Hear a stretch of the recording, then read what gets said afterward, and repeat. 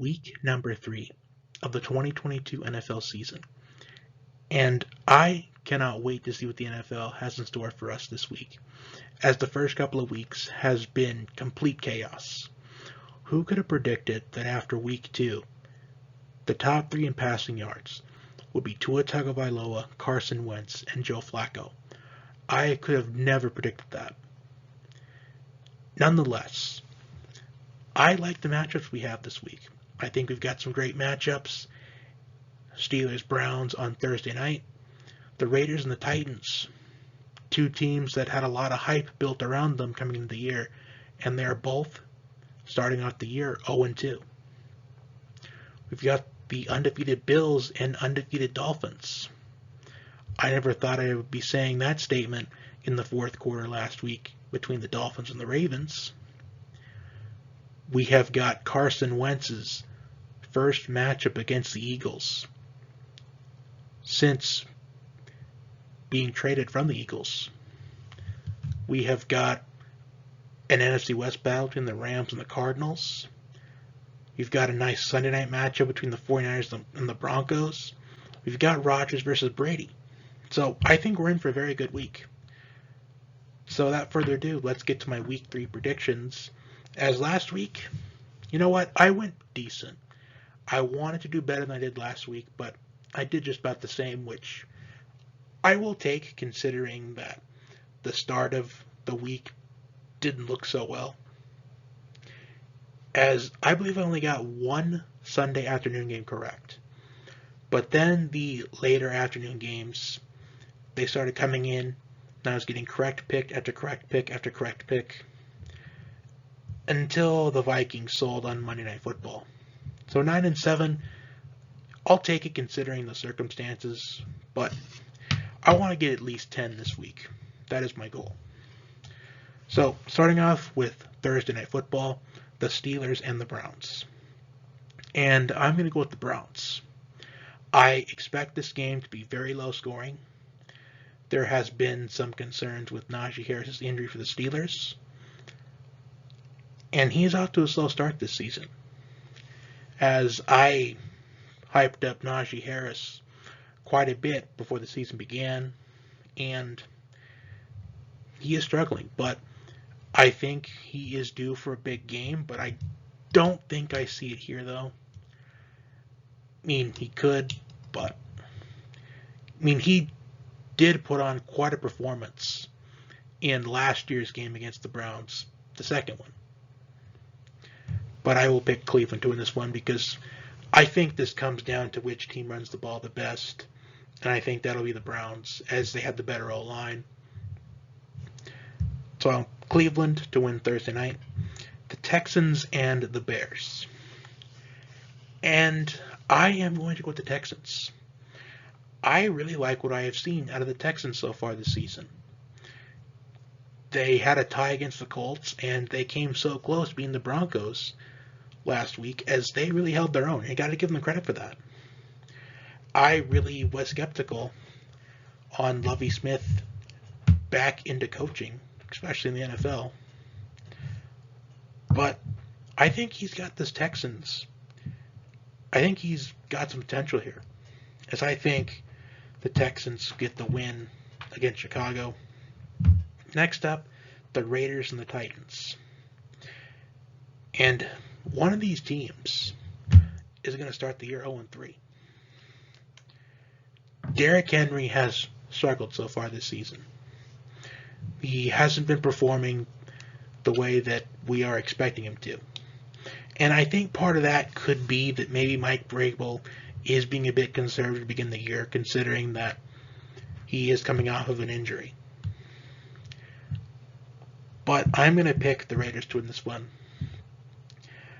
I want to see how the Raiders bounce back. I think they bounce back with a victory here, as they were up 23-7 on the Cardinals last week and lost in overtime. Chiefs and the Colts. The Colts are looking for their first win of the year, and I think it's possible they get it here, but I'm not seeing that they will win here. But I will say this. If they can feed Jonathan Taylor, as they only fed him, I believe it was 10 times. So they got 10, it was 10 carries or 10 touches, but either way, he needs to have the ball more if the Colts want to win games. And part of that could be that they want to insert Nyheim Hines into the backfield more, which I get that. But he is the face of your franchise. And going 2022, it was known that this is Matt Ryan's last shot at a Super Bowl run. And this is, I believe this is the fourth different quarterback in the last 4 years. Well, 5 quarterbacks in the last 5 years. And they did get to a slow start last season, and they were within a game of making the playoffs. But I still like Kansas City win this one. They had the longer rest by playing on Thursday night. Moving on to the Bills and the Dolphins. Now the Dolphins, an unbelievable comeback in the fourth quarter last week against Baltimore. But this Bills defense has been absolutely dominant the first couple of weeks of the season. And I just think the Dolphins are going to get humbled here. They're coming off an emotional win, a game where they didn't think they were going to win, but they kept fighting. But I think they get knocked down a few notches this week. I think the Bills humble them. I think they get a bit of a reality check here. Lions and the Vikings. And I'm going to go with the Vikings to bounce back after completely selling on Monday Night Football. Kirk Cousins, his issues and struggles in primetime games continue. But this is an afternoon game, so I like the Vikings to recover. The Lions did get their first win of the year last week against Washington. But I think the Vikings win this one. I think it's actually going to end very similar to the first game last year, where it comes down to a game-winning kick. So the Lions, they're going to fight in this game, but I think they'll get their hearts broken. Ravens and the Patriots. Now, I want to see how the Ravens come out in this game. On the road at Gillette Stadium, coming off of a heartbreaking loss in a game where you thought you had it wrapped, the defense struggles for Baltimore. But I think they bounce back and win this one. I just don't like what I'm seeing out of this Patriots offense so far this season. Bengals and the Jets. Last year these two faced off on Halloween, and the Jets pulled off the upset with Mike White at quarterback. Now Joe Flacco has his experience with the AFC North teams. Former Ravens quarterback. The Bengals sit at 0-2. We have the reigning AFC champs at 0-2 to start the year. And in both defeats, they have been on game-winning field goals. But it doesn't come out of special teams this week. It doesn't come out of field goals. I think the Bengals win this one. And I think the Bengals are going to get a huge confidence booster in this game. Eagles and the Commanders. Carson Wentz against his former team. And I'm going to go with the Eagles despite them being on a shorter rest period than the Commanders. Jalen Hurts absolutely dominant against the Vikings. Big play Darius Slay dominant against Justin Jefferson. He held his own the entire game. Targeted 6 times, only 1 catch. So with Darius Slay holding one of the best receivers in the league to only 1 catch on 6 targets, impressive stuff. And I can't wait to see him go up against scary Terry McLaurin. But I'm going to pick the Eagles to win. I'm rooting for Carson Wentz here because the Eagles, they really screwed him over. But I'm going with Philly. Saints and the Panthers. The Saints defense, they really held their own last week against the Bucs. as they have Tom Brady's number. But Jameis Winston cost him the game, throwing 3 picks, and one of them was a pick 6. But I do think they recover. It's unknown if Alvin Kamara will be returning this week to the Saints lineup, but I think either way the Saints will win. Although this is probably going to be one of those picks that I get wrong, I'll regret it. Jacksonville and the LA Chargers. And I'm going to go with the Chargers. Justin Herbert, he hurt his ribs in the Thursday night game last week, but he's gotten some extra time to rest. And I don't think he'll put on a big performance, but I think the performance will be good enough for the Chargers to win. Rams and the Cardinals. I love watching NFC West battles, as up until this season, the NFC West is the toughest division. And I'm going to go with the Rams.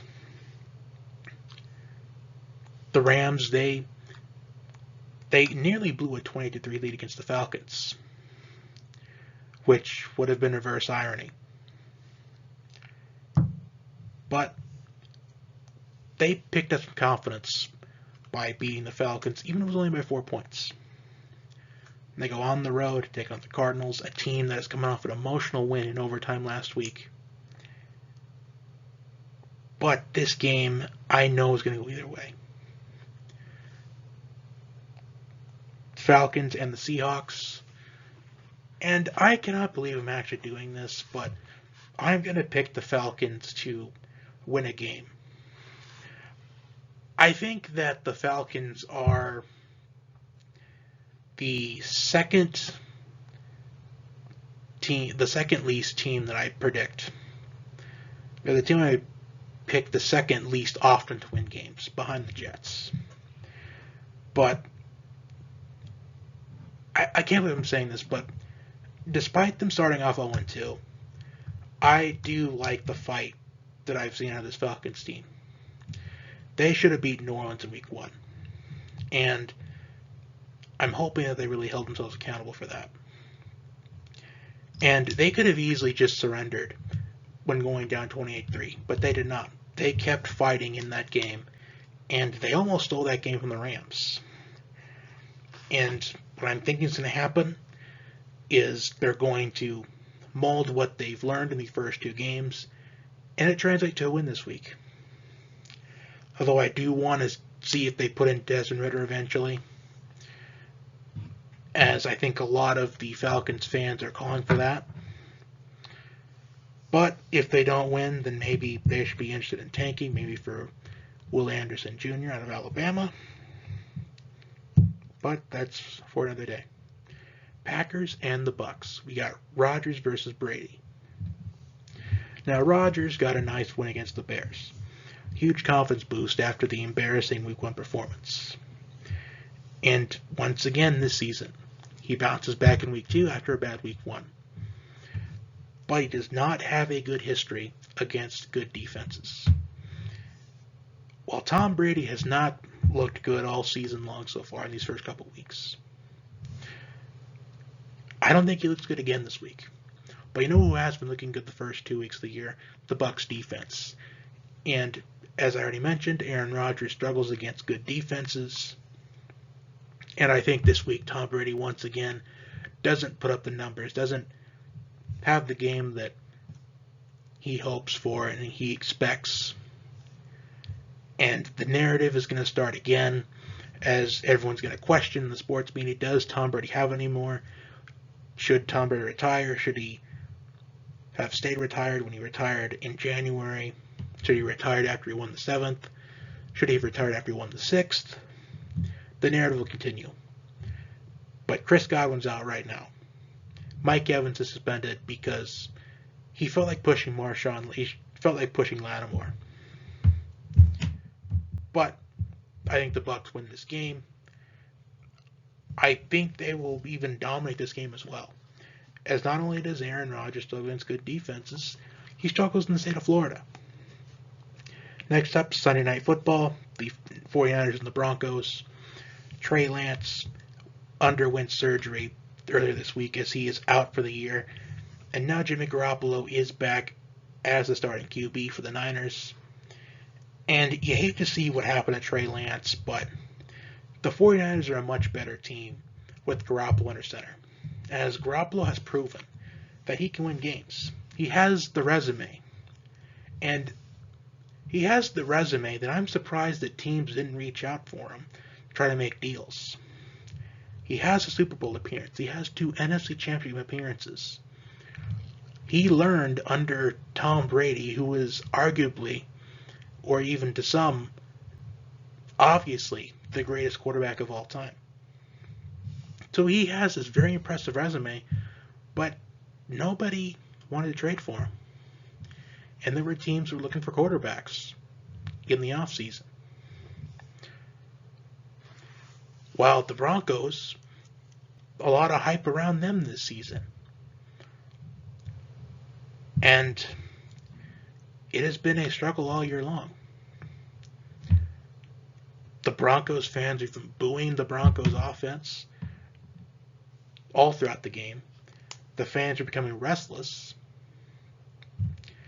And, I think we're going to see some boos again. I truly feel like Nathaniel Hackett, he needs to be on like the warm seat, not necessarily the hot seat yet, but if the Broncos lose the next couple, they're going to be wanting him on the hot seat. And I'm talking to the Broncos fans. But I'm picking San Francisco to win this game, as I can't wait to watch this one. And finally, Monday Night Football, the Cowboys and the Giants. The Giants will start off the season 0-2. 2-0. And I never expected them to start off the year 2-0. I knew they'd beat the Titans in Week 1, which I correctly predicted. But last week against Carolina, I am impressed with what I've seen of the Giants so far. I think their defense is very underrated, as I did mention in Week 1, by bringing in the former Ravens coordinator. And this, I think, is going to be a very low-scoring game. I don't expect very many points in this one. I think this game is going to be in the neighborhood of 17-13. I think both defenses show out in this game. As despite the Cowboys' offense struggling this season, their defense has been good. And Cooper Rush, he picked up some confidence by beating the Bengals last week. And as soon as Dak went down with the injury, everyone thought the Cowboys would start off the year 0-6. But Cooper Rush, he's confident, and he's going to pull off another upset against the Giants. And that will do it for my Week 3 NFL predictions. Comment your picks down below. Like, share, comment, and subscribe. And until next time, have a good day. And enjoy the NFL this weekend.